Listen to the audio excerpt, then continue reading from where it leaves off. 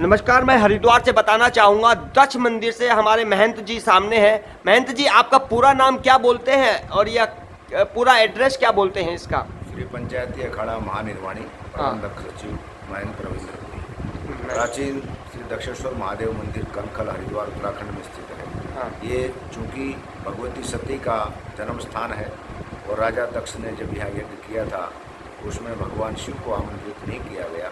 उससे रुष्ट होकर भगवती सती ने अपने आप को अपमानित समझकर और यज्ञ कुंड में अपने पंचभौतिक शरीर को समाहित किया, जिससे उनका यज्ञ विध्वंस हुआ।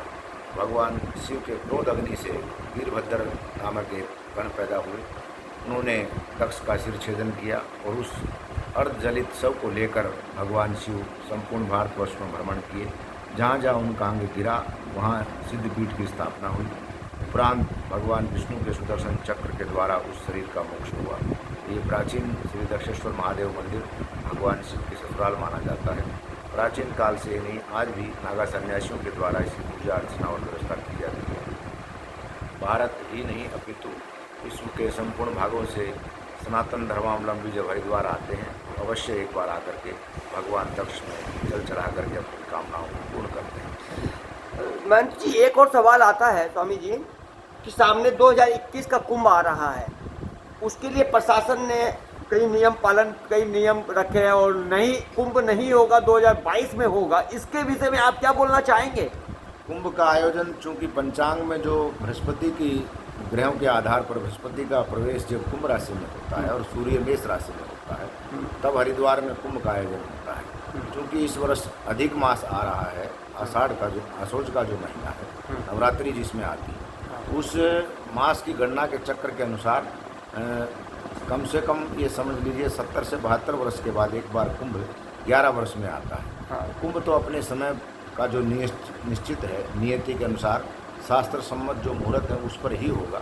जहाँ तक प्रशासनिक व्यवस्थाओं का प्रश्न है, क्योंकि देश में एक ऐसी आपदा आई हुई है जिसमें आम जनमानस उससे प्रभावित है, धर्माचार्य और संत भी उससे प्रभावित है, तो हम लोग ये भगवान से नित्य प्रति प्रार्थना और आराधना करते हैं। लेकिन कुंभ में अभी 8 से 10 महीने का समय शेष है, जब तक शायद इस बीमारी से निवारण होगा। और कुंभ का आयोजन तो होगा, उसमें थोड़ा सा ये हो सकता है श्रद्धालुओं की संख्या कम रहे, प्रशासन की जो व्यवस्थाएं हैं वो समय पर हो जाएंगी, ऐसी मेरी आशा है। स्वामी जी, एक बात और आती है, जिस तरीके से देश में कहा जा रहा है कि जो महंत होते हैं, ब्राह्मण होते हैं, संत होते हैं, उनको सरकार से किस तरह का बेनिफिट मिला आप लोग को? सरकार से किसी महात्मा को या संतों को या ब्राह्मणों को कोई बेनिफिट नहीं मिला। अगर कोई ऐसी चर्चा है तो वो बिल्कुल निराधार है। पश्चिम बंगाल में जो हमारे ब्राह्मणों की महासभा है, जिसमें लगभग 2,20,000 उसके सदस्य हैं, उन लोगों ने ज्ञापन राज्यपाल और वहाँ के माननीय मुख्यमंत्री जी को दिया था कि उनकी जीविका उपार्जन की व्यवस्था की जाए। बहुत से ब्राह्मण ऐसे हैं जिनकी जीविका उपार्जन शादी, विवाह, मुंडन संस्कार और धार्मिक कर्मकांड से ही चलती है, अन्य उनका कोई व्यापार व्यवहार नहीं है। इसी प्रकार से जो छोटे मंदिर हैं देश के, वहाँ जो ब्राह्मण बैठ कर के पूजा पाठ करते हैं, या जो संत रहते हैं ग्रामीण क्षेत्रों में, जहाँ सिवाय मंदिर की आय के और कोई साधन नहीं है, तो इस प्रकार की शासन की तरफ से संतों ने ही शासन को सहयोग दिया है। संतों की कोई सहयोग या सहायता शासन ने शायद मेरे संज्ञान में नहीं है। हम सब लोगों ने मिल करके यहाँ क्षेत्र चलाए हैं, 3 महीने निस्वार्थ जनता की सेवा की है। और आर्थिक सहयोग भी प्रधानमंत्री केयर फंड और मुख्यमंत्री राहत कोष में सभी संतों ने हरिद्वार, उत्तराखंड या उत्तर प्रदेश या मध्य प्रदेश, राजस्थान, गुजरात, भारत के विभिन्न भागों में जहाँ भी संत रहते हैं, क्योंकि राष्ट्र की रक्षा और राष्ट्र के प्रति समर्पण की भावना संतों में उनके जीवन काल से ही रहती है। और राष्ट्र पर कोई आपदा आती है तो संत अपने पास जो संचित उनके पास जो पदार्थ हैं, जो दान के द्वारा उन्हें प्राप्त होते हैं, वो स्वतः ही राष्ट्र के लिए समाहित करके उसको दान करते हैं।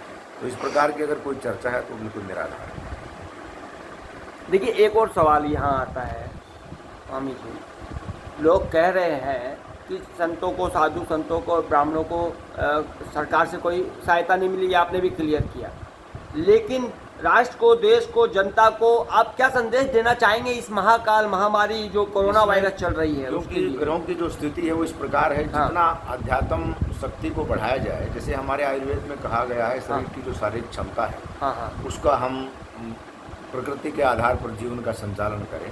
इसी प्रकार से हमारी आध्यात्मिक जो सत्ता है भगवान शिव की, उसका जितना पूजन पाठ किया जाए उससे एक एनर्जी बूस्ट होगी और समाज में एक अच्छा संदेश जाएगा। क्योंकि व्यक्ति को जब एकांत प्राप्त होता है तो उसको अध्यात्म चिंतन करना चाहिए। अपने परिवार के साथ भी जो लोग रह रहे हैं उनका कुछ समय ईश्वर आराधना, पूजा पाठ, धार्मिक स्वाध्याय में बीतना चाहिए। उससे ही वो पॉजिटिव एनर्जी बाहर निकलेगी, जिससे इस संक्रमण से हम मुक्ति पा सकें। सरकार को क्या बोलना चाहेंगे?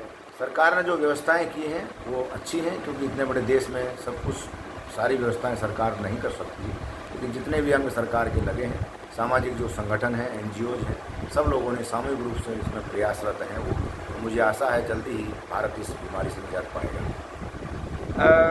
इसी के साथ मैं स्वामी जी के साथ दश मंदिर से प्रणाम करता हूँ। देख सकते हैं सभी देवी देवताओं के यहाँ पर फोटो है, और सबसे बड़ी बात है आदि गुरु शंकराचार्य जी और 4 शिष्यों के साथ यहाँ पर है, और ये अखाड़े से है। अखाड़े कितने हैं स्वामी जी संक्षेप में? 13 अखाड़े हैं, जिसमें 7 सन्यासियों के अखाड़े हैं, 3 वैष्णव अखाड़े हैं, 2 उदासीन हैं और 1 निर्मल अखाड़ा है। अच्छा, और इसके ऊपर कौन होते हैं? अखाड़ों के अपने अपने आचार्य इष्ट देवता हैं, सबकी अपनी अपनी एक डेमोक्रेटिक जो पंचायती व्यवस्था है, जो भारत के संविधान के अनुसार सोसाइटी एक्ट में सब रजिस्टर है। 13 अखाड़े हैं ना?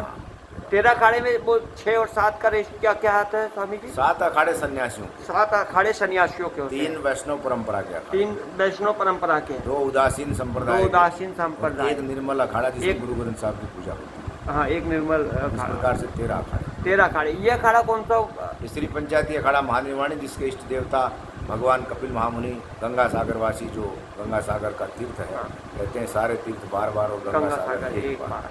वाह वाह। अच्छा, एक सवाल आता है कि शंकराचार्य जी कितने हो सकते हैं भारत में? भारत में 4 पीठ की ही संवैधानिक और धार्मिक मान्यता है। शंकराचार्य की 4 ही पीठ हैं, पूर्व, पश्चिम, उत्तर और दक्षिण।